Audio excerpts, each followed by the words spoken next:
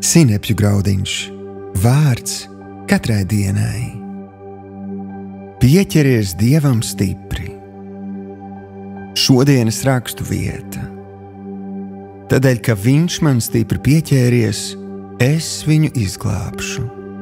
Es viņu paaugstināšu, jo Viņš pazīst manu vārdu. Kad Viņš mani piesaugs, tad es viņu paklausīšu. Es viņam esmu klāt bēdās. Es viņu izraušu no tām un celšu godā. 91. psalms, 14. un 15. pants. Šodienas pārdomas. Noteikti esi redzējis, kā bērns, kuram vajadzīga palīdzība, sauc pēc mammas vai tēta. Un kas notiek? Mīlestība ņem virsroku un vecāki liek visu pie malas, lai steigtos palīgā savam mīlulim. Bībele mums skaidri atklāja Dievu kā mīlošu tēvu, kurš ir gatavs palīdzēt katram, kas piesauc viņu. To apliecina arī daudzi cilvēki, kas nav ticējuši Dievam, bet saskaroties ar grūtībām, tie ir piesaukuši viņu un piedzīvojuši viņa pārdabisko palīdzību.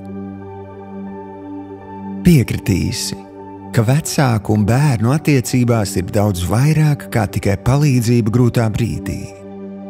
Tur ir pilns attiecību spektrs, kas ietver gan paklausību, gan sadraudzībā pavadītu laiku, gan mīlestības apliecinājumus.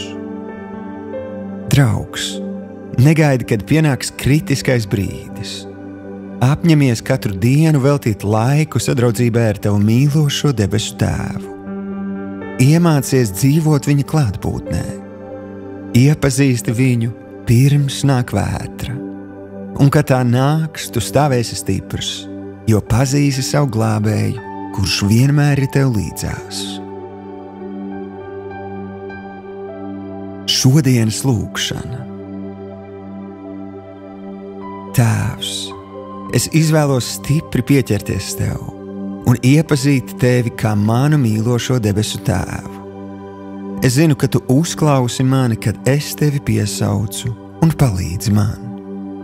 Patiesi, tu esi ar mani visos laikos, arī bēdās.